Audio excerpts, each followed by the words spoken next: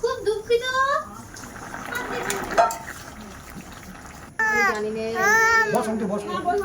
নমস্কার, গৌরীর সংসারের আমি গৌরী আরও একটা নতুন দিন নিয়ে উপস্থিত হলাম। আশা করছি আপনারা সবাই অনেক ভালো আছেন, আর আমরাও না অনেক ভালো আর সুস্থ আছি। আজ ভিডিওটা একদম সকাল থেকে মানে বিছানা থেকে ওঠা থেকেই শুরু করলাম। আশা করছি আপনারা আমার ভিডিওটা পুরোটাই দেখবেন আর ভালোও লাগবে। তাহলে চলুন সারা দিনের পুরো জার্নিটাই আজকে আপনাদের সাথে শেয়ার করব। আজ না সকালে মাম্মাম অনেক আগেই ঠাম্মির সাথে উঠে গেছিলো, কিন্তু আমার শরীরটা একটু ম্যাচ করছিল, তাই আমি আরও কিছুক্ষণ শুয়েছিলাম। ঘুমাইনি, ওই শুয়েই একটুখানি আশমোড়া পাশমোড়া খেয়ে তারপরে কিন্তু উঠেছি। আর এখন বিছানাটাকে ভালো করে গুছিয়ে আর চলে যাব বাইরে। এই যে আমার কিন্তু বিছানা গোছানো কমপ্লিট হয়ে গেছে, আর এদিকে তার দাদা দিদি আর সঙ্গে মাম্মাম তার খেলনাগুলো আর ভাই নিয়ে তো বসে পড়েছে খেলা করতে। আমি এসে ওদের সঙ্গে একটু যোগ দিলাম। আর দেখুন, সে কিন্তু তার কোনো খেলনাই খেলে না, সে ওই কৌটো কাউটা যেগুলো তার আছে সেগুলো দিয়ে তার খেলতে বেশি ভালো লাগে। এদিকে খেলা শেষ হয়েছে, আর এখন ওর সকালের খাবারের জন্য আমি ভাতও বসিয়ে দিয়েছিলাম, আর ওর খাবারে আজকে দেব ওটস আর কলা। বাবুর জন্য ওটস হচ্ছে, তাই আগে একটু তুলে রেখে তারপরে বাবুর জন্য ওটসটা করা হচ্ছে। আর সকালে টিফিনে মা ওদের দুজনের টিফিনটা করে দিয়ে তারপরে সকালে রান্নাটাও বসাতে হবে। জানেন, আজ তো অম্বুবাচী ছেড়ে গেল, তাই জন্য আজকে একটু বেশি কাজ আছে, কিছু কাচাকুচি আছে, মোছামুছি আছে, তো সেগুলোই করব। আর এদিকে দেখুন সকালটা আজকে একদম বৃষ্টি ভেজা, এখনও না তারগুলোতে জলের ফোঁটা ফোঁটা রয়েছে। এই সবেমাত্র বৃষ্টিটা শেষ হয়েছে, এক পশলা করে বৃষ্টি হয় আবার বৃষ্টিটা কমে যায়। এটাই বর্ষাকাল, এই জন্য আমার বর্ষাকাল একদম ভালো লাগে না। একটু একটু বৃষ্টি হবে, পুরো জায়গাটা স্যাঁতস্যাঁত করবে, সেটাই হয়। তো এদিকে দেখুন এই গাছটা কত বড় হয়েছে, এটা একটা ওল গাছ, অনেক দিন আগে রোয়া। জানেন, এই যে এখন মা ফ্রিজটাকে ভালো করে পরিষ্কার করছে, কারণ এই সপ্তাহে সমস্ত বাজার শেষ, আর এই সপ্তাহে মাই ফ্রিজটা পরিষ্কার করছে। আমি বললাম তুমি ফ্রিজের এগুলো পরিষ্কার করো, কিন্তু ডোরে এখন অনেক জিনিস আছে। জানেন, ডোরটার পরিষ্কার করা হবে না, ওটা আবার ফাঁকা হোক, তারপরে একদিন গুছিয়ে পুরোটা পরিষ্কার করে দেবো। তাহলে চলুন মা এগুলো ফ্রিজটা পরিষ্কার করতে লাগুক, আর ততক্ষণে আমি পুরো সবজিগুলো কেটে নিই, যেটা দুপুরের জন্য রান্না করব। তো চলুন, আপনারা আমার ভিডিওটা কে কোথা থেকে দেখছেন অবশ্যই জানাবেন, আর আমার ভিডিও আপনাদের কেমন লাগলো সেটাও জানাবেন। তো চলুন, এদিকে আমি আমার আরও কিছু কথা আপনাদের সাথে শেয়ার করি। জানেন তো, এই কদিন না মাম্মাম না ভীষণই রাতে বিরক্ত করে, একদম ঘুমোতে পারে না। ওই যে ওর না দাঁত ওঠার সময় হয়েছে, তাই জন্য ডক্টর বলেই দিয়েছিল দাঁত ওঠার সময় কিন্তু বাচ্চারা একটু বেশি ঘ্যান ঘ্যান করে। কিন্তু রাত্রিবেলাও কি ঘ্যান ঘ্যান করে? আপনারা যদি জানেন আমাকে একটু জানাবেন তো। আর দাঁত ওঠার সিমটম কি কি সেগুলো যদি কেউ জেনে থাকেন, আমার ভিডিওটা দেখেও থাকেন, তারা তারা অবশ্যই আমাকে একটু জানাবেন, তাহলে না আমার অনেকটাই উপকৃত হই।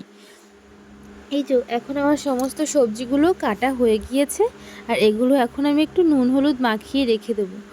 আজ রান্না করব ডিম আলু দিয়ে পটল দিয়ে একটা ঝোল, আর বেগুন ভাজবো, আর একটু আলু ভাজবো। এই ছাড়া না সবজি আর কিছুই নেই, আছে একটুখানি কুমড়ো, তো কুমড়োটা রেখে দিলাম, রাত্রির জন্য রাখতে তো হবে, কিছু খেতে হবে, কারণ বাজারে তো আজকে যাওয়া হবে না।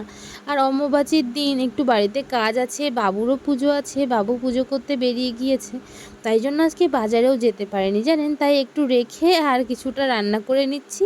রাত্রের জন্য কুমড়োটুকু রেখেছি, ওটা দিয়েই রাত্রিতে কিছু একটা বানিয়ে নেব। তাহলে চলুন এগুলোকে হলুদ আর লবণ মাখিয়ে রেখে দিলাম, আর এবারে আমি রান্নার দিকে চলে যাই, নইলে আবার দেরিও হয়ে যাবে, কারণ মা তো ডিউটিতে বের হবে, তার আগে তো আমাকে রান্নাটা করে দিতে হবে। প্রায় দিন না মাই সকালে রান্না করে, ওই একটা তরকারি হয়তো বাকি থাকে, সেটা আমি করি, কিন্তু আজকে একটু সকাল সকাল উঠে পড়েছি। জানেন, মেয়েটা কাল সারা রাত তো ঘুমায়নি বললামই, আর আজকে আবার সকাল সকাল কান্না করছিল, তাই মা ওকে নিয়ে বাইরে বসেছিল, তাই আমিও আর শুয়ে থেকে কি করব, উঠে পড়ে কিছু কাজ মায়ের সাথে তাড়াতাড়ি করলাম। আর যেহেতু অম্বুবাচী ছেড়ে গেছে, অনেক কিছু তো কাচাকুচিও আছে, তাই সেগুলোও কাচতে হবে, তাই রান্না বান্নাটা যদি আগে হয়ে যায় তাহলে কিন্তু অনেকটা কাজ এগিয়েও যায়। এদিকে আমার ডিমটা আগেই ভেজে নিয়েছি, আর তারপরে কিন্তু এই আলুগুলোকে ভাজতে বসিয়ে আমি অন্য কাজগুলোও করে নিচ্ছি জানেন। আর এই যে রান্নাবান্নাটা একটু সকাল সকাল হয়ে গেলে কিন্তু সারা দিনের কাজটা একদম হয়েই থাকে, মনে হয় না আর অনেক কাজ আছে। আমার সাথে কারা কারা সহমত একটুখানি জানাবেন তো। তাহলে চলুন, আলু ভাজাটাও হয়ে গেছে, আর এখন আবার বেগুনটা ভেজে নেব। আচ্ছা, আপনারা আমার ভিডিওটা কি কোথা থেকে দেখছেন, আর অবশ্যই আপনাদের নাম বলবেন, তাহলে হয় কি আমি আপনাদের নাম ধরে একটুখানি ধন্যবাদ জানাতে পারি। শোনা, খুব দুঃখিত, আসতেই পারছে না রান্নাঘরে। কি দুঃখী আমি করতাম।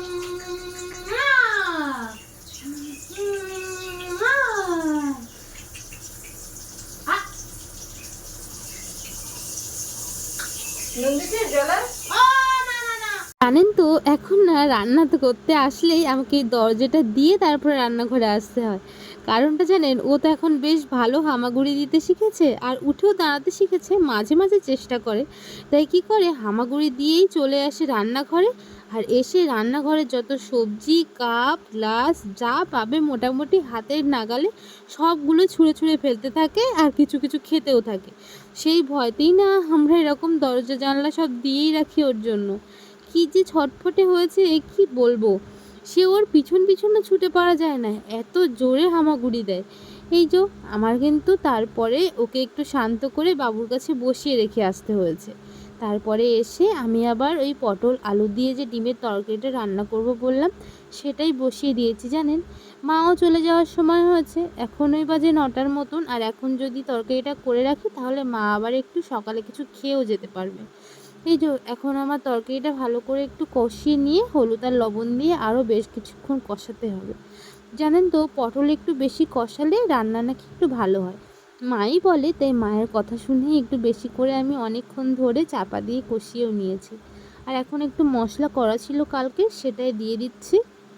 দিয়ে আরও কিছুক্ষণ এপিট ওপিট করে কষিয়ে নিয়ে জল ঢেলে দিয়ে আগে ডিমগুলো দিয়ে দেবো জানেন। তাহলে তরকারিটা এই দিকে হতে থাকবে, আর আমি মাম্মামকে সঠিক সময়ের মধ্যে খাইয়েও নিতে পারবো।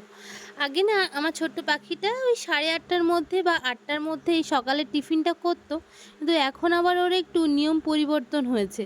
এখনও 9টার পরে গিয়ে তারপরে সকালের টিফিনটা খেতে চায়। আর এখন না ওর খাওয়াতে একটু অনিচ্ছাকৃতই দেখতে পাচ্ছি, খেতেও চায় না। তাই না একটু দেরি করেই খাওয়াই, যাতে যদি একটু কিছু খায়। তো ওকে খাইয়ে নিয়ে আমি আর মা সকালের খাবারে আজকে খেয়েছিলাম ঢ্যাঁড়স সিদ্ধ, আর একটু ভাত লবণ তেল দিয়ে আর লঙ্কা দিয়ে। মাই সকালে ঢ্যাঁড়সটা দিয়েছিল ভাতের ভিতরে, আমি জানি না, তো আমি ভেবেছিলাম একটু ছাতু খাবো, কিন্তু মা বললো সকালের খাবারে আজকে একটু সিদ্ধ ভাত করেছি, ওটাই খেয়ে নে, তাহলে অনেকক্ষণ পেটে থাকবে। আর আপনাদেরকে তো বললামই আজকে একটু বেশি কাজ আছে, কারণ অম্বুবাচী ছেড়েছে। আমি প্রায় 1 গামলি মতন ভিজিয়েছি জানেন, সেগুলো আবার কাচতেও হবে আমাকে। দেখি কখন কাচি। এদিকে সকালের খাবারটা খেয়ে আমি আর মা উঠে পড়েছিলাম, মা এখন স্নান করতে গিয়েছে, আর এখন এই যে আমার রান্নাও কমপ্লিট হয়ে গেছে। ওদিকে একটু কাকিমা দুধ দিয়েছিল আজকে, তাই জাল দিয়েছি, আর মায়ের এই যে এখানে ভাত এখানে তরকারি সমস্তটা গুছিয়ে দিয়েছি। মা এবার কাজেও চলে যাবে। আর এদিকে দেখুন আমার মাম্মামটা তার দাদার কোলেই ঘুমিয়ে পড়েছিল, তাই সেই ফাঁকেই আমি তাড়াতাড়ি করে এই যে জামা কাপড় সব কেচেছি। আর এদিকে জামা কাপড় কাছ থেকে উঠেই দেখি সে উঠে পড়েছে, আর আমার এই যে জামা কাপড়গুলো ধরে টানাটানি করছে। আর দেখুন, অম্বুবাচী শেষ হয়েছে, কিন্তু রথ সামনে, জগন্নাথ দেব আসবে আর বৃষ্টি হবে না তা তো হয় না। তাই বৃষ্টিও সেরকম হচ্ছে, তার ভিতরেই এত জামা কাপড় কখন যে শুকাবো সেটাই ভাবছিলাম। তো ওইগুলো মেলে দিয়ে তারপরে মাম্মামের দুপুরের খাবারে রেখেছিলাম একটু খিচুড়ি, আর সঙ্গে একটা ডিম ভাজা, ওটা দিয়েই ও খেয়ে নিয়েছিল। আর এদিকে মাম্মামের ওখান থেকে এসছিল, মানে ICDS স্কুল থেকে এসছিল ছাতু ডিম। তাহলে চলুন, আজকের ভিডিওটা এই পর্যন্তই, দেখা হচ্ছে অন্য আরও একটা ভিডিওতে। ততক্ষণ পর্যন্ত আপনারা যে যেখানে আছেন অনেক ভালো থাকবেন, সুস্থ থাকবেন, নিজেদের খেয়াল রাখবেন। আরও আমার চ্যানেলটিকে একবার সাবস্ক্রাইব করে আমার বন্ধু হয়ে কিন্তু পাশে থাকবেন। Thank you.